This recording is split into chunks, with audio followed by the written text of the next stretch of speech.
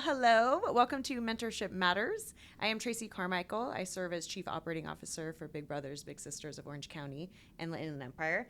I'm so happy to have you here, Charlene, as we celebrate Women's History Month and commemorating all the contributions of women both in the workforce and society. For those of you listening, I'm joined today by Charlene Reynolds, Director of the John Wayne Airport here in Orange County. So thank you so much for being here. Oh, it's my pleasure to be here. Yes. So, Thank you. Your career alone is going to be enough for us to talk about. But what's really special for me to have you here is, we're in the work of inspiring and creating mentorships for youth in our community, right? And so not only are we going to talk about your own personal trajectory in business, but it's also full circle because you're a big sister. Yes, with I Big am. Brothers Big Sisters. So we are going to get into all that together today. But I want to start, in my work with the team here at Big Brothers Big Sisters, I always say we need to show up as our full selves. Mm-hmm. So we all have full peoplehoods outside of our jobs. Right. So I want to start there with you. Who is Charlene Reynolds? Where did you grow up? What makes you tick? Tell me a little bit about yourself. Yeah, so I was originally born and raised in Detroit, Michigan, and so I am one of 5 girls, and we were known growing up as the Hopkins girls, and we are extremely close. I moved in 1985 to Phoenix, so I've spent most of my adult career in Phoenix, but again, very connected to my sisters. And so growing up, you wanted to have your own individual self, because one thing, my mother used to always dress us alike, although we were, like it or not, right? not the same age. And her thought was she can always pick us out of a crowd. And so for me, I am distinctly different from my sisters, one in the way that I dress. We have our own individuality, but I really have a passion for giving back. I'm known as the sister who is the serious one. Whenever there's an issue, all my sisters come to me because I don't take sides. I'm a great listener. And so those are some of the things about me that as an individual I'm very, very proud of. I'm going to keep you on speed dial for the moments where I need some very objective I'm weighing in. I might be calling a very you, Charlene. good listener without any judgment. Yes. So in that journey, 5 sisters, talking about celebrating women, right? Or 5 sisters altogether. Where along in that journey did you kind of spark your passion for the aviation industry? Was there a point in your upbringing or in your schooling where you're like, wow, I really want to get into that field? Aviation was never, ever on my radar. And I fell into aviation during my 20-year career with the city of Phoenix. And so the aviation department was known as the very best department in the city of Phoenix. It was very innovative. They only really took the best of the best employees, and there came an opportunity to start a brand new division. And so in government, you don't get an opportunity to start brand new divisions. And I actually took a lateral transfer to go and start the contracts and services division for aviation. And then that really fueled my passion for aviation, because it's very different every single day. It's very dynamic. They have global issues that they're trying to solve because they're a major international airport, and that just kind of really started. I found my home after a long journey. You landed, so to speak. I did. I won't do that all the whole time, I promise. That's okay. So in your current role, you're director of John Wayne Airport.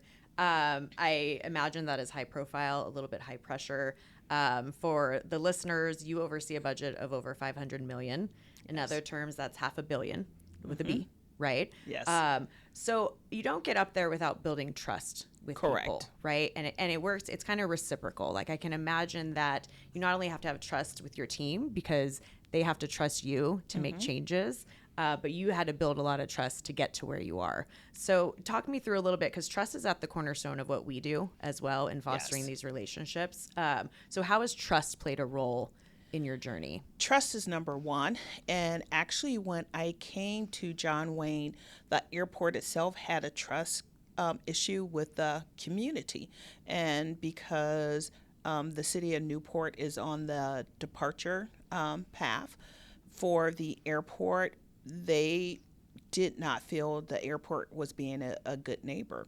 And so when I first came to Orange County, I spent out of every single week, maybe 3 days in Newport meeting the stakeholders, meeting various community members, giving presentations about the airport because I had to rebuild that trust. So in my first 2.5 years, I have held over 300 meet and greets. Wow. 50 plus presentations in the community because you have to be present. People have to believe in you. I had to be a good listener and having an open door policy. So those things that I've done for the community, I did that as well with employees.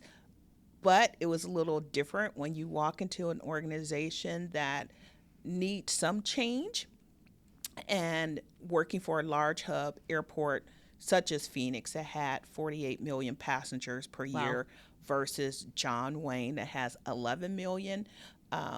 I wanted to take some of the best practices that I'd learned at both Phoenix and Houston and deploy them at John Wayne Airport, and I faced some resistance. I can imagine. And so it's been very, very interesting because I'm also a numbers person. I want to know what's the return on investment. And if you come and ask me for $3 million, you have to give me a business case. And that was something new. And we just had to learn to, begin the trust journey. And I would say we've gotten there. And the employees had to see that although I was asking questions, I wanted to establish key performance indicators. It was not to punish the employees, it was to make the airport better. And as they start seeing some of the results, then I was getting more and more trust because they knew, and what I say every day is that I'm actually here solely for the best interests of the airport. Right, right. A central theme that I'm hearing as you're sharing this is showing up. Like half the battle is quite literally showing up, and that's something we talk to our mentors about. Yes. Right. I mean, it sounds like it's the most burdensome part, but it's also the main thing you have to do, and it's the easiest and the hardest at the same time. Correct, because you have to be a person of your word. If you say that you're going to do something, then you do it. I'm assuming that aviation in general is a pretty male-dominated Yes, it is. industry. I'm reading your face here. We've hosted over recent months, we've done 3 big summits for our youth. We've done 2 leadership summits, and we've done a mental health summit for the youth that we serve. And a central topic of discussion that came up through these summits for the youth that we serve has been this juxtaposition between, especially for the young women, imposter syndrome and simultaneously trying to build confidence. And so I'm curious what your experiences is with what do you do when those voices in your head might get a little loud on a certain day and tell you, some negative thoughts. What are your tactics to battling that and keeping up with your own confidence? Yeah, and so me, it's always positive self-thought and thinking. Telling myself that I've done all the work and I deserve to be here. And so for females in the aviation industry, there's 500 commercial airports in the United States. And as a African American female, there are only myself and 2 others who serve as airport directors in the United States. So that's a 0.006% representation, not even a 0.5% representation. And then as a female as a whole, there's only 25 airport female directors in the United States, so 2% representation. And we have to show up with confidence, knowing that we belong in the work that we've done. We deserve to be there, and that we can execute with excellence, just like our male counterparts. And so I have to display that every single day, because one thing I pride myself in is mentoring other women. And so I have about 5 mentees, and letting them know that, I've had this journey, and it's been somewhat bumpy, but you can do the same, and we add value to this industry.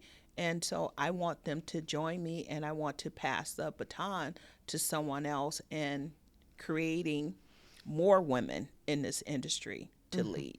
Yeah, we talked a lot about confidence as a muscle, and you have to keep working it out and flexing it until you get strong. So on the days you need to rest, your muscle's still there, right? Absolutely. And so it sounds like you had a very similar experience. I'm wondering though, Charlene, who along the way helped you build your confidence outside of your own intrinsic motivation and perseverance? What mentors did you have growing up or in this industry? So my very first, and I will never forget, her name was Miss Johnson. And so Miss Johnson was my 7th grade teacher, and encountered her at a time that, things weren't going well with my family life. And so she was the one who saw something in me, and actually told me that I would do great things. And she gave me this picture and said, "Hey, I expect great things. I know you will do great things, and one day you will have a lot of power, but always utilize your power for good and not to the detriment of others." And she mentored me for a number of years. And so what I do and what moves me forward in life is paying her back through being a good person and the person that she saw me as, because she had so much of an impact on my life. And so I always want to be a good representation of her. Does she know the impact she had? She is no longer living. I wish that she would have seen what I became, or what I've become, as a woman and as a leader. But, I always think, she's up there, she's looking down and saying, you know what? She sure is. Yeah. Yep. We talk about that a lot here, how sometimes you don't even know the difference you're making. Yep. But you need to trust that you are. So this was a perfect example. I would have loved to met Miss Johnson. Yeah, she was very, motivated, passionate, and that was at a time when teachers actually would go to your home. They really invested a significant amount of their personal time investing in kids. And so I thank her for that, because I could have taken a very different path without her guidance. Right. What advice would you give young women who are considering aviation? I think there's a little bit probably of a myth that it's flying planes, or it's, so what are the opportunities that women need to be aware of in the aviation industry outside of flying a plane? Yeah, and I spent a lot of time outreaching to students, because they think about flight attendant and or a pilot. And I am actually a business manager. I have a much different background than some of my male peers, because airports are self-sustaining business enterprises, and a lot of people don't know that. We receive no funding from the county. We have to make our own money to invest in our own facilities, and it is just managing a big business. So my undergrad degree is in management, and then I have an MBA.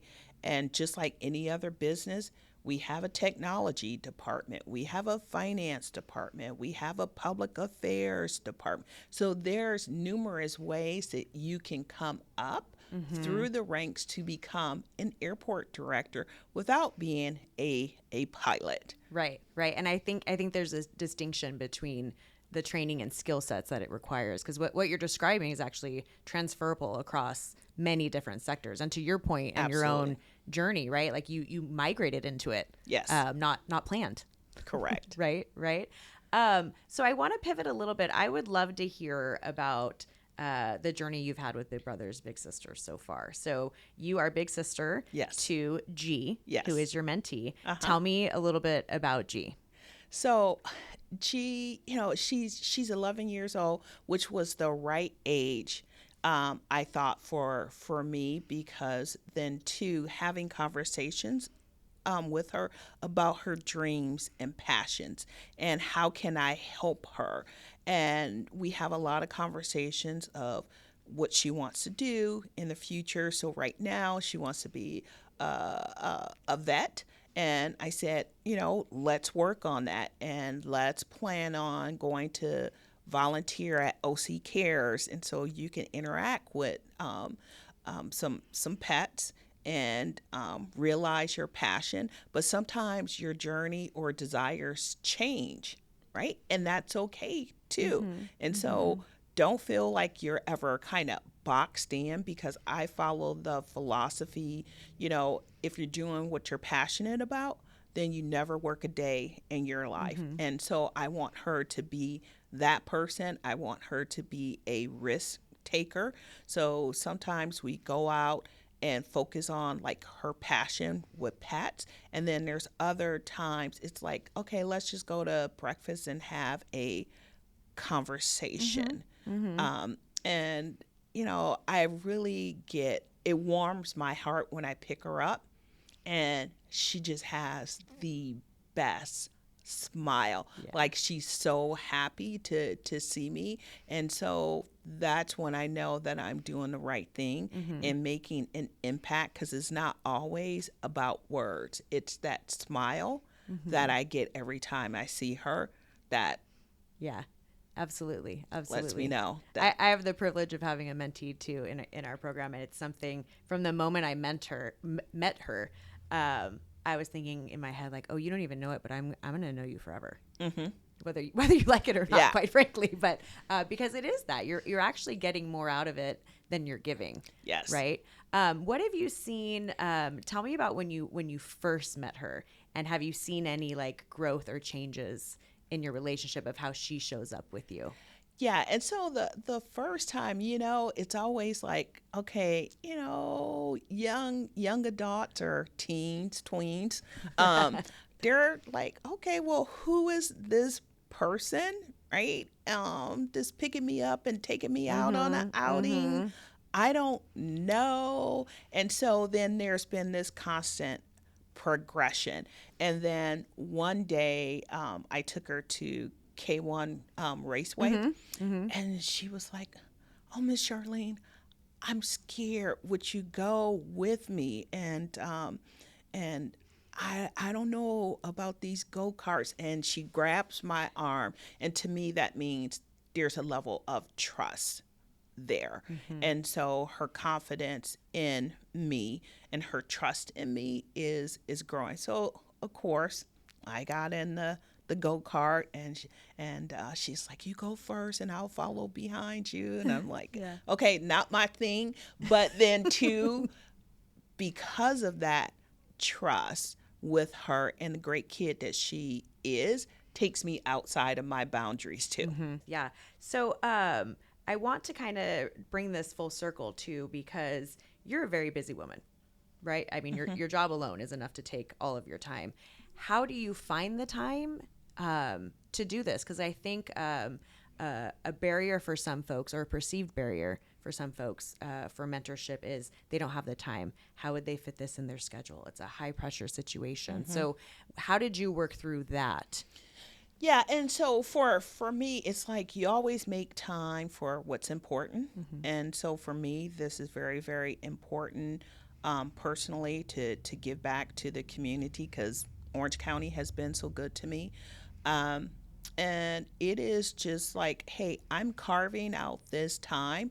I've had invites for the weekend, and I would just tell friends that no, this time is carved out for me and my little, and I'm committed to that. And so when I have an outing with G, then we talk about our next outing.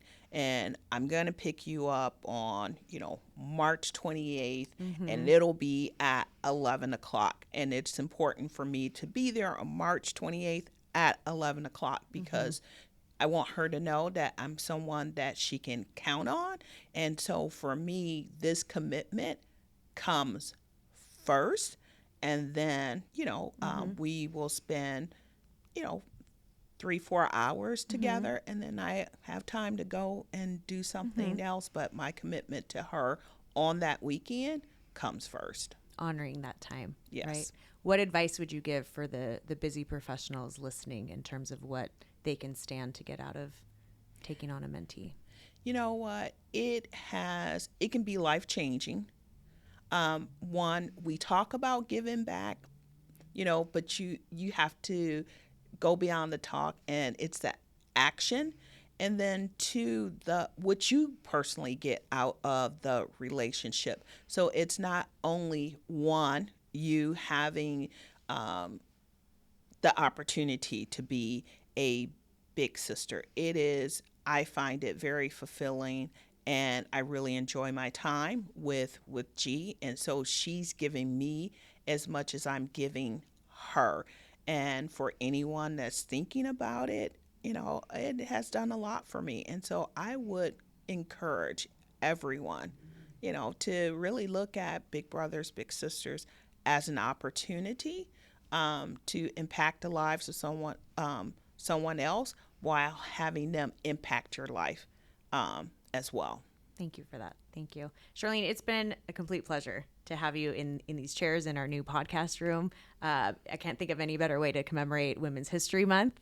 I appreciate your time and sharing your journey with us. For the listeners out there, we still have a couple hundred youth on our wait lists.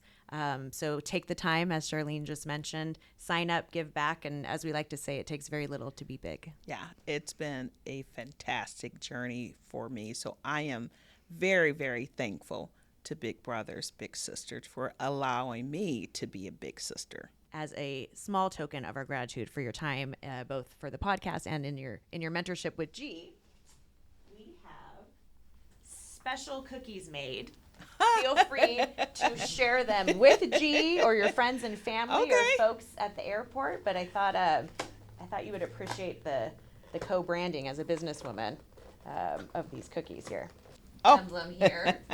Thank you. Also an airplane. Please notice the logo. Yes. The logo on there. That is so cool. That is so cool. So please share these I will. with people. Also spread the good word like you keep doing, and we really appreciate your time. I will. Thank you. Charlene.